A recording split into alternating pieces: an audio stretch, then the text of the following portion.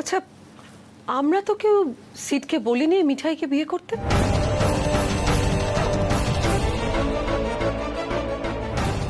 বলেছিলাম আমরা কেউ? আর মিঠাইকেও তো বলিনি সিডের উপর মানসিক চাপ সৃষ্টি করতে।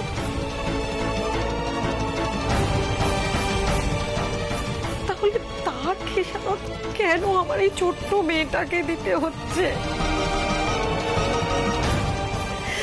সেটা তো আপনি দেখতে পাচ্ছেন না মা। এর বেলা আপনি কিছু বলছেন না কেন?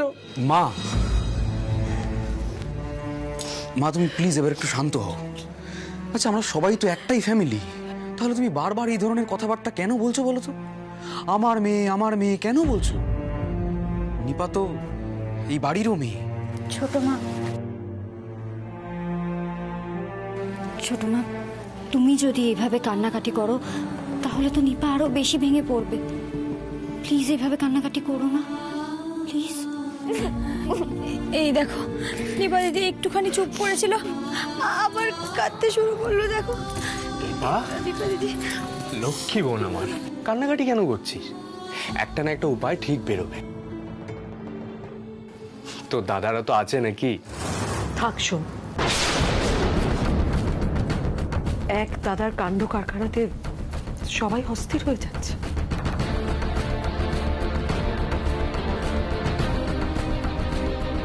দয়া করে আর কোনো দাদাদের কথা তুলো না তো।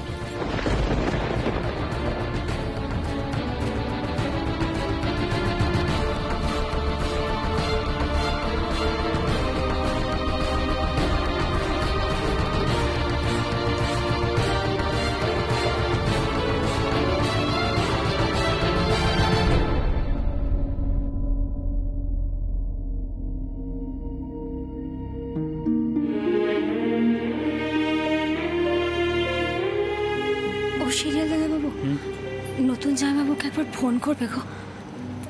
নতুন জামাইবাবুই পারবে একমাত্র নিপা দিদিকে শান্ত করতে। আচ্ছা, গুলতি তোমার হাতে ফোনটা দিয়েছে না?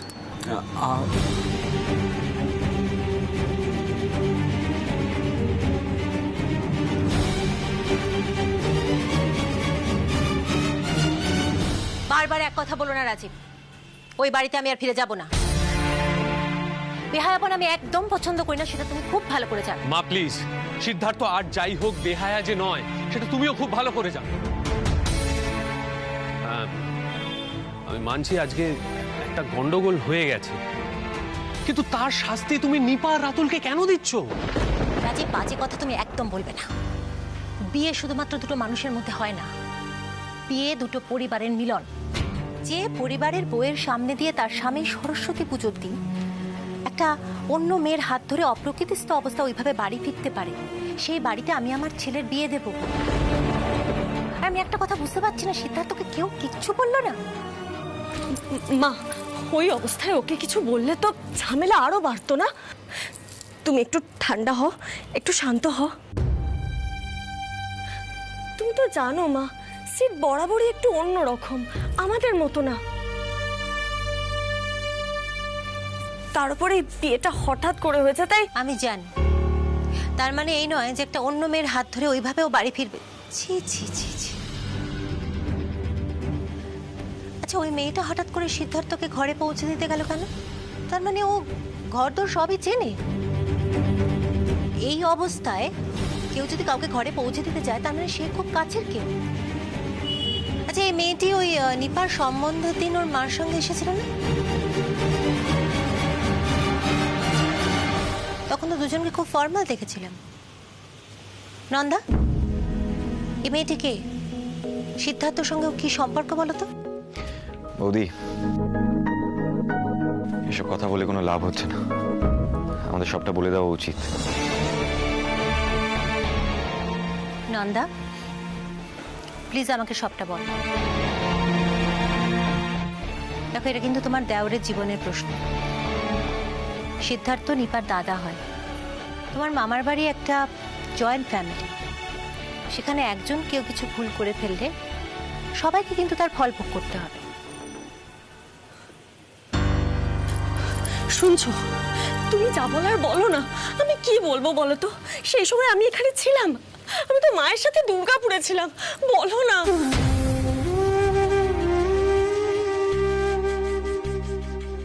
মা, তোরসা সিদ্ধার্থর বিজনেস স্কুলের বন্ধু। হ্যাঁ, আমি মানছি ওদের বন্ধুত্বটা একটু বেশি গাঢ়। তোরসার মা কয়েকদিনের জন্য বাইরে গেছেন বলে বড় মামা ওকে এ বাড়িতে এনেছে। ও তো জাস্ট কটা দিন থাকবে, তারপর চলে যাবে। আর সবচেয়ে বড় ব্যাপার, এটা তো ওদের ব্যক্তিগত বিষয়, আমরা কেন এর মধ্যে? রাজীব, এখানেই তো আমার আপত্তি। কিসের আপত্তি?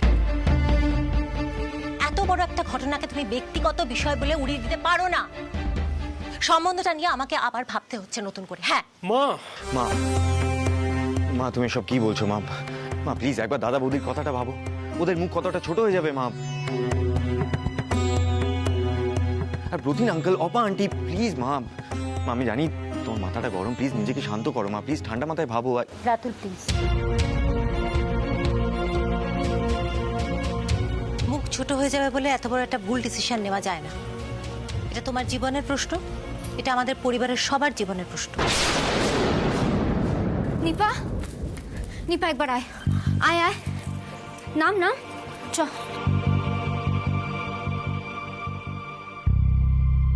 মিঠাই।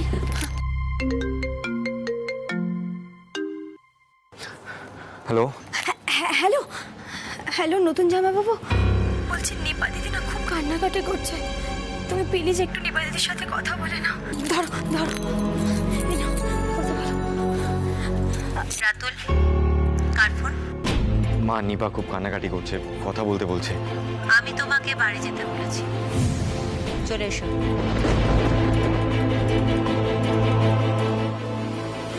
তোর ফোনটা কথা বল।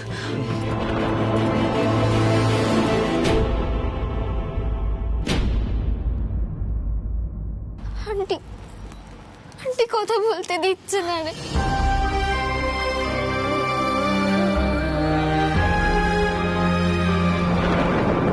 নিপা, নিপা, মা,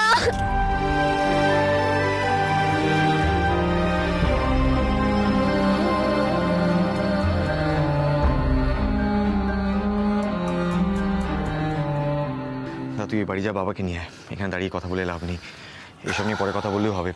তুই প্লিজ যা। বৌদি, বৌদি প্লিজ চল।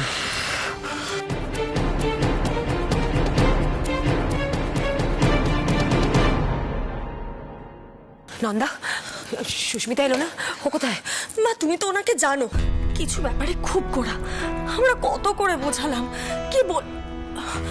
বাবা, বাবা, কি মুশকিল রাজীব, তুইও মাকে বোঝাতে পারলি না?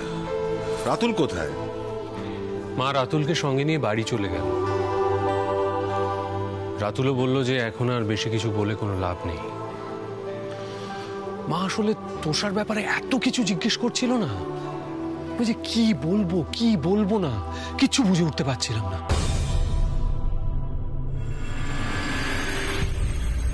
এখন চলো এখান থেকে, দেরি হলে কিন্তু বিপদ আরো বাড়বে।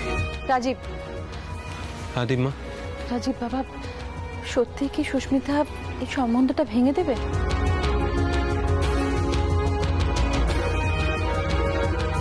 না না মাসিমা, এক্ষুনি আপনি এসব কথা চিন্তা করবেন না। আমি বাড়ি যাই, বাড়িতে গিয়ে সুস্মিতার সঙ্গে ভালো করে কথাবার্তা বলি, দেখি কি হয়। বাবা, আমি কিন্তু গতিক মোটেও সুবিধের বুঝলাম না। আমি সত্যি কথা বলছি, এখানে সবাই আছেন, তুমি মিথ্যে আশা দিয়ে যেও না।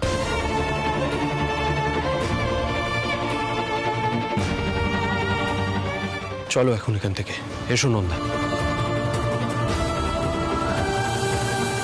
মাসিমা আজ আসি, দেখছি কি করা যায়। মতিন বাবু আসুন। মা, আমি দেখছি কি করতে পারি। শোনো না, বলছি রাজীবদের বাড়ি থেকে বেরোনোর সময় একটা ফোন করো, আর সোজা এই বাড়িতেই এসো। আমার মনে হয় না আমরা আর ওই বাড়ি যেতে পারবো, এই বাড়িতেই থাকতে হবে আজ। আর প্লিজ সুস্মিতাকে একটু বুঝিয়ে বলো। তুমি টেনশন করো না, আমি বেরিয়ে তোমায় ফোন করবো, তুমি দিকটা সামাল দাও।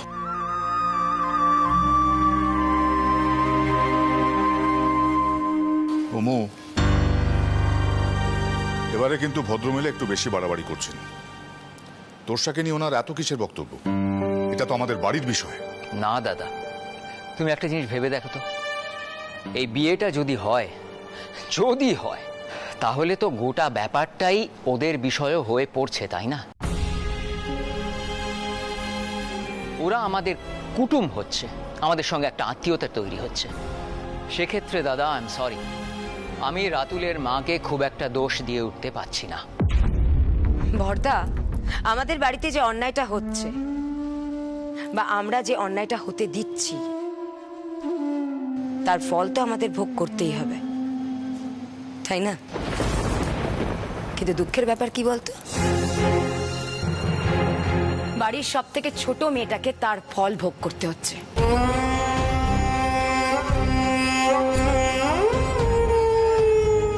নিপা, যে কিনা আমাদের সব থেকে আদরের। আমি তো ভাবতে পারছি না বর্তা যে নিপার জীবনে এরকম একটা ঘটনা ঘটবে। তো এই কাণ্ডটার জন্য তুই কি আমাকে দায়ী করছিস? আমার দিকে আঙুল তুলছিস তুই? হ্যাঁ, তুলছি। তোর দিকেই আমি আঙুলটা তুলছি।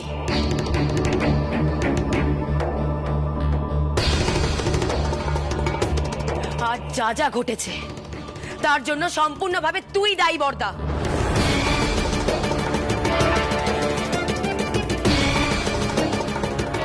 আমাকে ক্ষমা করিস বর্দা, শুধুমাত্র তোর সম্মান রক্ষা করার জন্য। কিন্তু মা কাউকে কিচ্ছু বলতে দেয়নি, ইনফ্যাক্ট বাবাও কিছু বলেনি। কিন্তু প্রথম দিন থেকে আমি আপত্তি জানিয়েছি আর জানাবো। তোর কি মনে হয় বর্দা, সিড আর তোরসা শুধুমাত্র বন্ধু, তাই তো? ফাইন, কিরকম বন্ধু আমাকে একটু বলতো, যে ও সিডকে সামলাতে পারলো না? বর্দা প্লিজ, ঠান্ডা মাথা একটু ভেবে দেখ, তোর ছেলে কোনোদিন এরকম ঘটনা ঘটিয়েছে?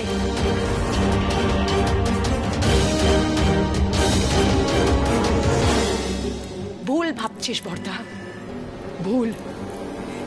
এই ঘটনার পেছনে যদি কারোর হাত থাকে তাহলে শুধু তোরসা।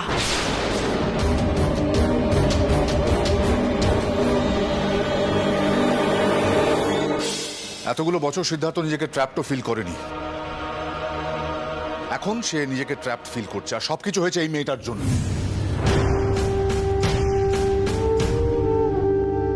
সেদিন বাবার অসুস্থতার কারণে মাথা ঠিক রাখতে না পেরে ঝোঁকের মাথায় মেয়েটাকে বিয়ে করে বসে। তারপর ওর খেয়াল হয়েছে এই বিয়েটা কোনো বিয়ে নয়।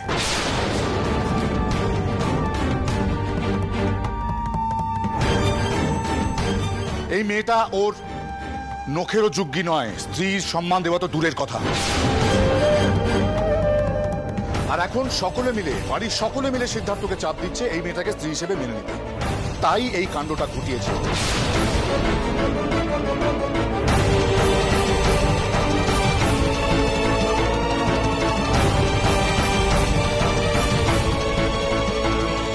আরে তোরসার কি দোষ? তোরসা কি করেছে? এই অবস্থায় এই বাড়িতে তোরসাই একমাত্র সাপোর্ট সিস্টেম সিদ্ধার্থর।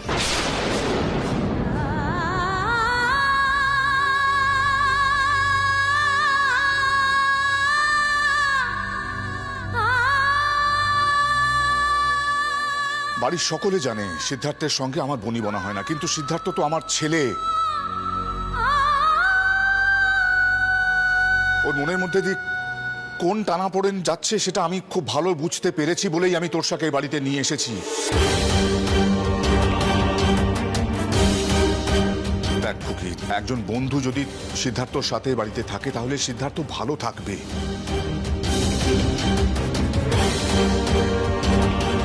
আর কালকে এই কাণ্ডটা ঘটতোই না যদি না এই মেয়েটা সিদ্ধার্থকে বারবার মেসেজ করতো।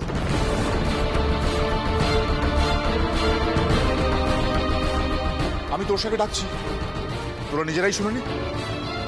তোরসা একবার নিচে এসো। আমি তো কোনো মেসেজ পাঠাইনি। বড় বাবা এসব কি বলছে? আমার কাছে তো উচ্চে বাবুর নম্বরই নেই। চুপ করো এখন, আগে তোরসা দিয়ে আসুক, দেখি কি বলে। শোনো মিঠাই, এইসব কথা শোনার কোনো দরকার নেই। মনে রাখবে তুমি দাদা ভাইয়ের বউ। এসো তোরসা, তোমার সঙ্গে কিছু কথা আছে। তুমি প্লিজ সবাইকে বলো কি এমন ঘটেছিল যার জন্য সিদ্ধার্থ এইভাবে রিয়াক্ট করেছে।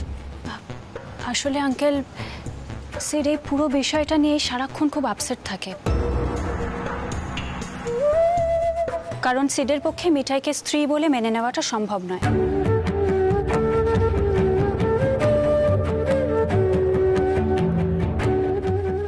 আর আপনারা সকলে সিডকে চাপ দিচ্ছেন মিঠাইকে স্ত্রীর সম্মানটা দেওয়ার জন্য।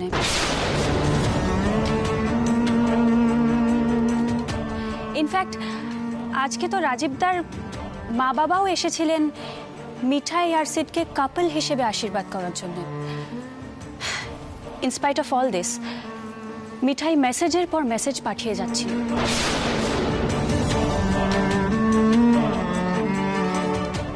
আর সিড এই সব কিছুর জন্যই একটা মানসিক চাপের মধ্যে পড়ে গেছে।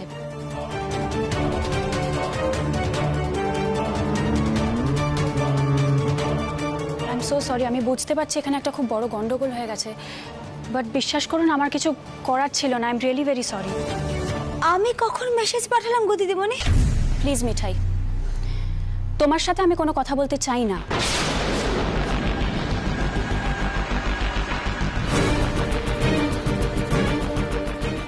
বাট আমি মিথ্যে বলি না।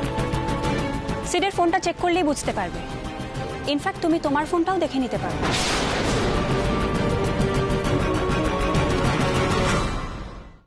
মেসেজের থেকে বড় কথা হচ্ছে সিডের মনে হচ্ছে ওর দম বন্ধ হয়ে আসছে। আর আমি সিডের বন্ধু হয়ে একটাই কথা বলতে পারি, এই মেয়েটা যতদিন পর্যন্ত সিডের জীবনে থাকবে ততদিন এইটাই হবে।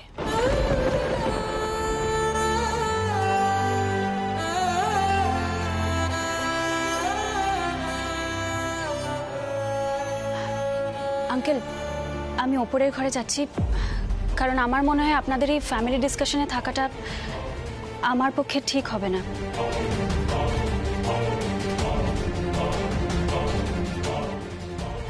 আমি আসছি।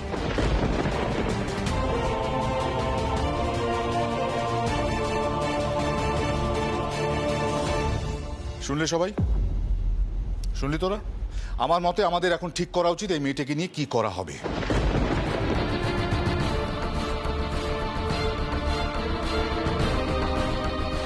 তোর একটু এদিকে আলাদা করে কথা আছে।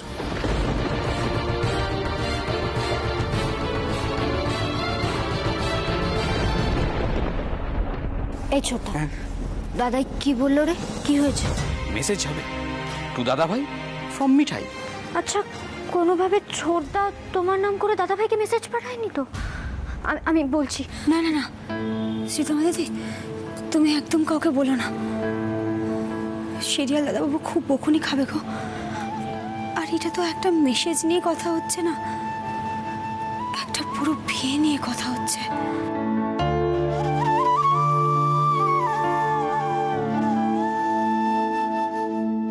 এই মেয়েটাকে আমি কিছুতেই এই বাড়ির বউ বলে মেনে নেব না, এমনকি সিদ্ধার্থও মেনে নেবে না।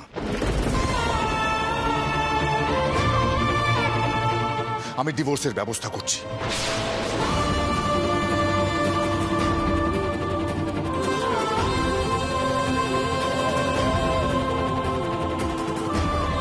এই সমস্যার এইটাই একমাত্র সমাধান। বড়দা, আমি এতক্ষণ চুপ করে দাঁড়িয়ে আপনাদের সব কথা শুনেছি। দেখুন, এই সিড আর মিঠাইয়ের বিয়ের জন্য তো আমার মেয়ের জীবনটা নষ্ট হয়ে যেতে পারে না।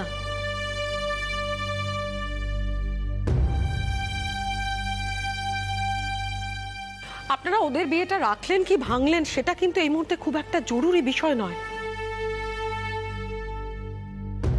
তার চেয়ে বরং আমাদের নিপা রাতুলের বিয়ের সম্বন্ধটা কি করে বাঁচানো যায় সেটা এই মুহূর্তে বেশি জরুরি, তাই না?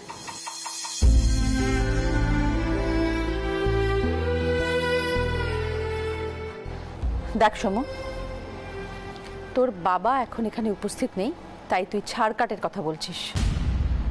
আমাদের বাড়িতে এসব হয় না।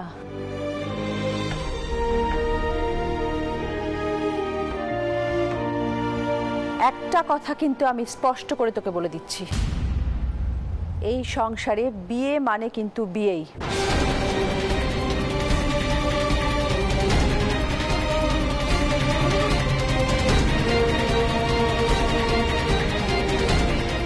হ্যাঁ, মানছি যে এই বিয়েটা সমানে সমানে হয়নি, তাই বলে এই বিয়ে ভাঙার কথা তুই মুখে উচ্চারণও করবি না।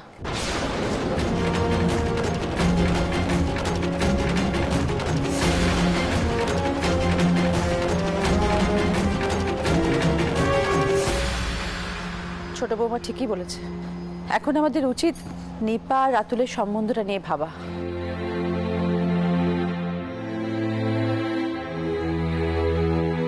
মাসিমা, মাসিমা, এখানে সব কি হচ্ছে? আমার মিঠাই এবারে যোগ্য নয়, এই কথাটা জেনেই তো বিয়েটা হয়েছিল। আমি ঠিক বলছি তো। তাহলে এখন এসব কথা উঠছে কেন? আমি তো এখানে শেষ হয়ে যাবো।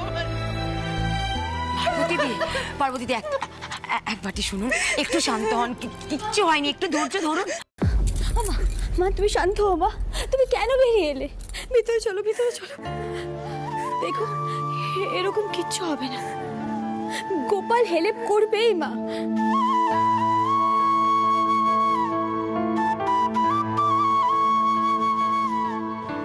দীপা দিদি আর নতুন জামাইবাবুর বিয়েও হবে, আর এবারে সবাই হাসি খুশিও থাকবে।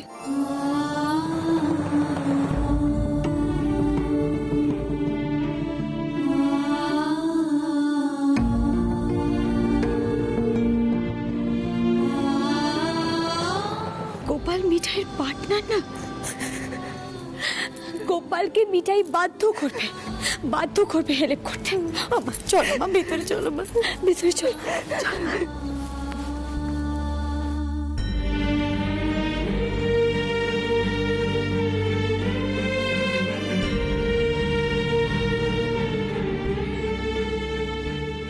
একদিন এই মেয়েটাকে না প্রত্যেকে মাথায় তুলে রাখবি।